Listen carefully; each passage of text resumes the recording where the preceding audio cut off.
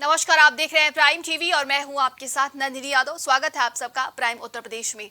उत्तर प्रदेश के मुख्यमंत्री योगी आदित्यनाथ ने धार्मिक स्थलों पर फिर से लगे लाउड स्पीकरों पर नाराजगी जताई है। उन्होंने अधिकारियों को निर्देश दिए हैं कि दशहरा दिवाली से पहले फिर से प्रदेश में लाउड स्पीकर हटाओ अभियान चलाया जाए। उन्होंने कहा कि धर्मस्थलों पर अनावश्यक लगे लाउड स्पीकरों को उतारा गया था, लेकिन उनके फिर से लगने की सूचना मिल रही है।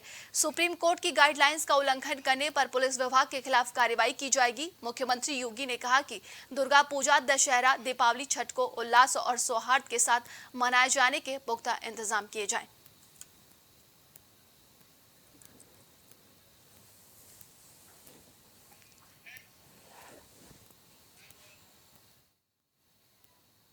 खबर औरैया से है, जहां बीजेपी सांसद सुब्रत पाठक विधुना के बूथ प्रशिक्षण पाठशाला के कार्यक्रम में पहुंचे, जहां पर उन्होंने सपा पर जमकर निशाना साधा। वहीं इंडिया गठबंधन से लेकर इजरायल और हमास पर टिप्पणी करने वालों पर भी निशाना साधा।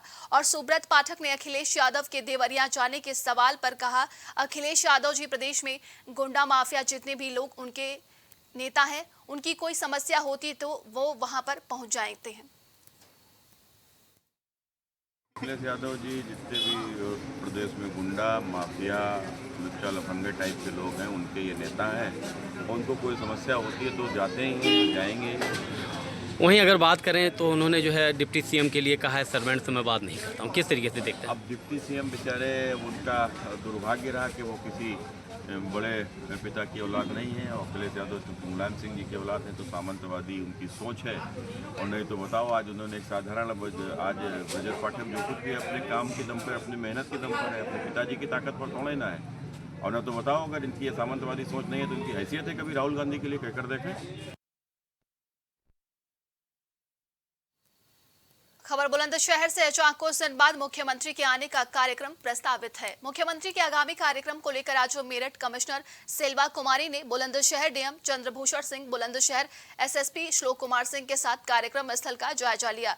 साथ ही साथ मुख्यमंत्री के लिए बनाए जा रहे मंच और कार्यक्रम में पहुंचने वाली जनता के लिए बनाए गए सभा स्थल का भी कमिश्नर में अन्य अधिकारियों ने मौके का मुआयना किया। सभा स्थल के पास ही बने हेलीपैड का भी अधिकारियों ने जायजा लिया। आपको बता दें कि आने वाले दिनों में मुख्यमंत्री का बुलंदशहर आने का कार्यक्रम प्रस्तावित है। इस कार्यक्रम के दौरान मुख्यमंत्री जहां आम जनसभा को संबोधित करेंगे, तो वहीं कई योजनाओं का लोकार्पण और शिलान्यास भी करेंगे।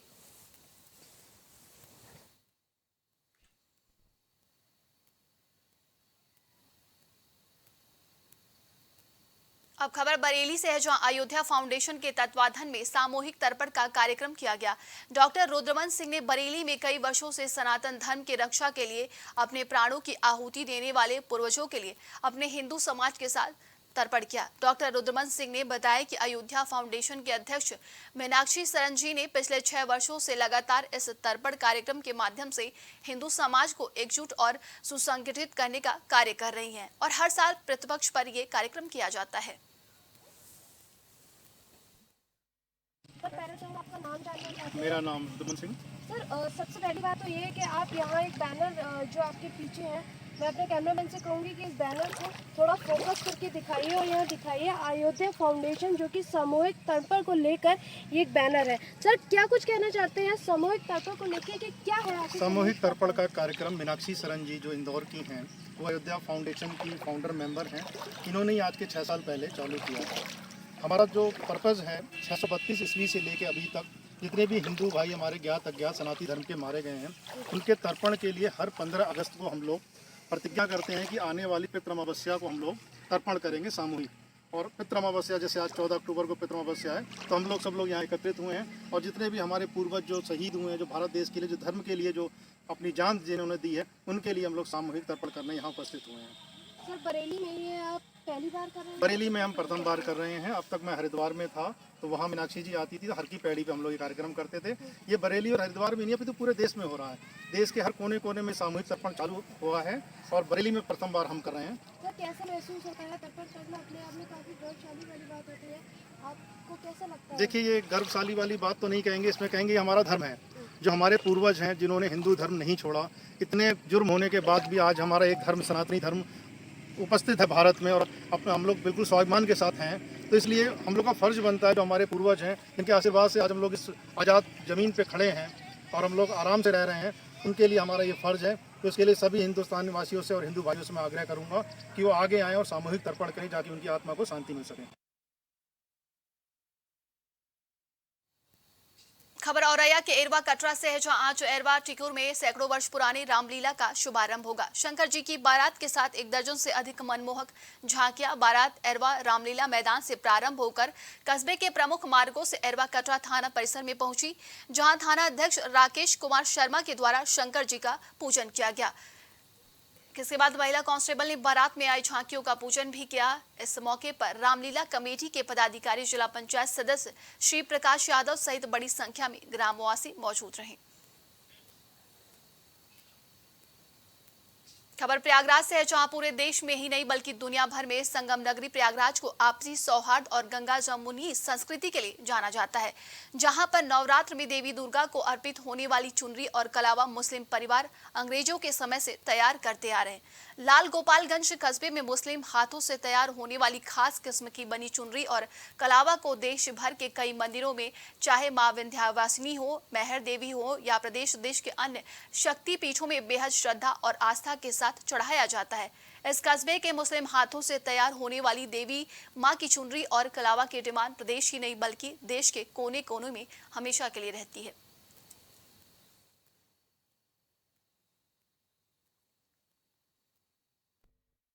ये कारोबार बहुत ही पुराना है। यहाँ तक मुग़ल का जब शासन हुआ करता था भारत के अंदर, तो तब भी ये जो रंगरेज बिरादरी थी मुस्लिम में, ये जो है बहुत शिद्दत से जो है ये चुनरी कलावा का काम करती आई है। फिर राजा महाराजाओं का दौर था या अंग्रेज़ों का दौर था, लेकिन ये कार्य कभी बंद नहीं हुआ। हमेशा मंदिरों के लिए पूजा सामग्री, कलाई है, चुनरी है, सब ये बनाया जाता था और किसी तरीके का कोई कभी मुस्लिम समाज के लोगों ने, चाहे औरतें रही हो चाहे पुरुष रहे हो, कभी कोई क्रोध नहीं। ये हमारे 5 पीढ़ी से चल रहा है, दादा परदादा के वक्त से चल रहा है। ये हमको पुश्तैनी मिला हुआ है और ये हमारा कारोबार जो है, जिसे नवरातन आता है और उसी में जो हम लोग ज़्यादा बिजी हो जाते हैं, और रमज़ान महीना भी आता है तो हम लोग जो है इसमें काम में जो है बिजी हो जाते हैं। अच्छा, बिजी हो। हाँ, क्या क्या बनाता ये हम लोग कलावा और चुनरी माता जी के प्रसाद है। ये हम लोग जो है 2 महीना पहले से जो है स्टार्ट करना शुरू कर देते हैं।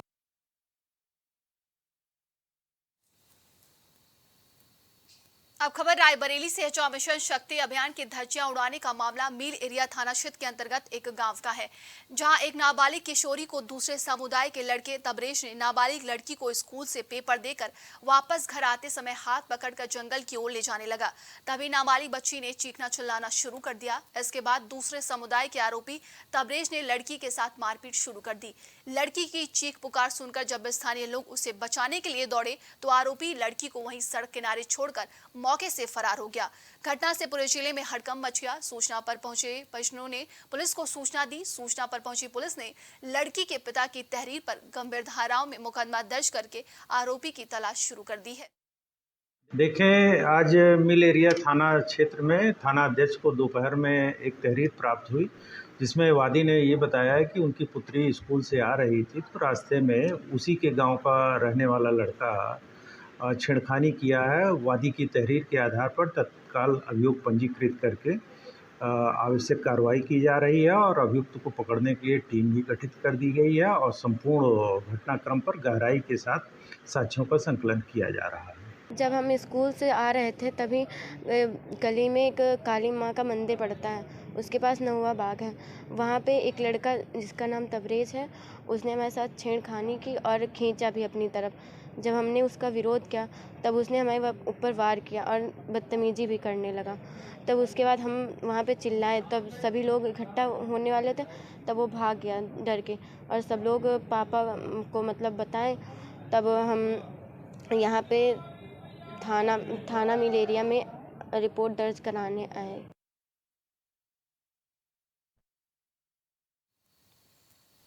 खबर सहारनपुर से है, जहां Sarsawa national highway toll plaza पर भारतीय किसान यूनियन तोमरगुट से जुड़े कार्यकर्ताओं ने टोल प्लाजा पर हंगामा किया और कैश बूथ के शीशे और एलईडी स्क्रीन तोड़ दी। आरोप है कि कैश बूथ से पैसों की भी लूट की गई। लूट का एक वीडियो भी सोशल मीडिया में वायरल हो रहा है। हंगामा के दौरान पुलिस के साथ भी धक्का मुक्की की गई। पुलिस ने दोनों ओर से तहरीर लेकर मुकदमा दर्ज कर लिया है। दरअसल यूनियन से जुड़े पदाधिकारी की गाड़ी नहीं निकलवाने को लेकर विवाद शुरू हुआ था, जिसको लेकर किसान यूनियन से जुड़े कार्यकर्ता टोल प्लाजा पर धरना दे रहे थे और अचानक धरना जो है हंगामे में बदल गया। अब खबर कासगंज से है, जहां मोहल्ला मूलचंद निवासी जान मोहम्मद अपनी कपड़े की दुकान पर अपनी 7 वर्षीय बेटी को छोड़कर नमाज पढ़ने चले गए। आरोप है कि उसकी गैर मौजूदगी में 2 अज्ञात व्यक्ति बाइक से आए। एक व्यक्ति बाइक पर बैठा रहा और दूसरा दुकान के अंदर चला गया। अंदर गए व्यक्ति ने उसकी बेटी को डरा धमका कर गले में रखे रुपए लेकर भाग गया। पीड़ित दुकानदार ने घटना की तहरीर कोतवाली में दी है। पुलिस मामले की जाँच कर रही है।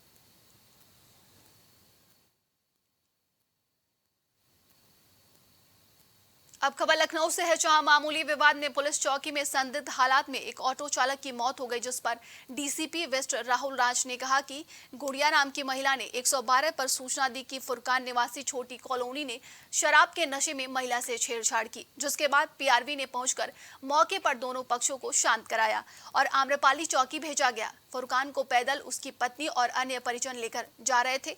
रास्ते में फुरकान की तबीयत खराब हो गई और चौकी पर पहुंचते पहुंचते गिरकर बेहोश हो गया। परिजन उसे एरा हॉस्पिटल ले जाया गया, जहां पर डॉक्टरों ने उसे मृत घोषित कर दिया। फुरकान के परिजनों से तहरीर लेकर अग्रिम कार्रवाई की जा रही है। प्रथम दृष्टया पतंगबाजी का विवाद सामने आया है। छेड़खानी की पुष्टि नहीं हुई है। शव को पोस्टमार्टम के लिए भेजा गया है और आगे की अग्रिम कार्रवाई की जा रही है।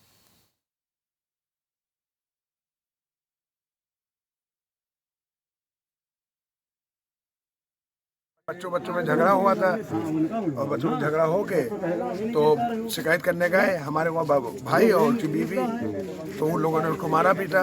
उसके बाद मार पीट के इधर चले आए, फिर उल्टा चौकी पे फोन कर दिया कि देख लो यहाँ आए, हमको ये लोग मार पीट रहे हैं। पुलिस आई, हमारे भाई को लिए चली गई उठा कर। क्या नाम है भाई का? फुरकान। वही खत्म हो गए। कितनी उम्र है? 30 साल। ये जगह कौन सी है? ये आश्रय बसंत कॉलोनी है। क्या करता था भाई आप? ऑटो चालक। खबर सहारनपुर से है, जहां नकुड़ क्षेत्र के गांव शेखपुरा में देर रात तेंदुआ दिखा, जिसके बाद लोगों में दहशत का माहौल बना हुआ है। जिसके बाद ग्रामीणों ने वन विभाग के अधिकारियों से जल्द इसे पकड़ने की मांग की। पिछले 2 दिन क्षेत्रों से इस जंगल में तेंदुआ के होने की सूचना मिल रही थी। देर रात भी ग्रामीणों ने डायल 112 पर सूचना दी। डायल 112 की गाड़ी जब शेखपुरा के खेतों में पहुंचती है तो दूर से ही तेंदुआ दिखाई दिया। कांस्टेबल सुशील ने बताया कि उन्होंने तेंदुए की सूचना उच्च अधिकारियों को दे दी है।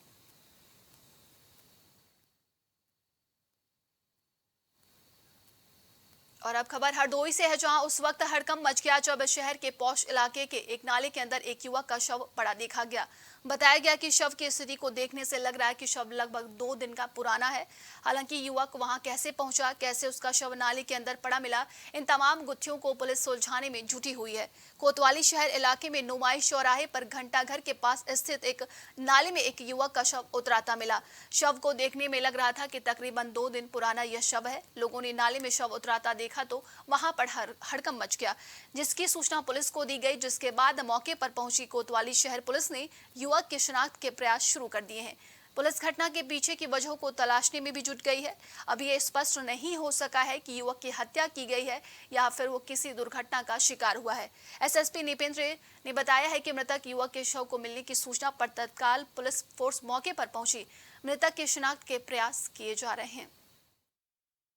कोतवाली शहर अंतर्गत बसंतिल्ला होटल पड़ता है, उसी के पास एक नाला है जहां पर एक अज्ञात व्यक्ति की डेड बॉडी मिली है, जिसकी पहचान है तो प्रयास किए जा रहे हैं। इसमें स्थानीय पुलिस द्वारा पंचायत नियमा एवं अन्य कार्रवाई की जा रही है। इसमें जो भी तथ्य आएंगे उसके अनुसार कार्रवाई कराई जाएगी। अभी के लिए उत्तर प्रदेश की खबरों में बस इतना ही। देश और दुनिया की तमाम खबरों के लिए आप देखते रहिए प्राइम टीवी।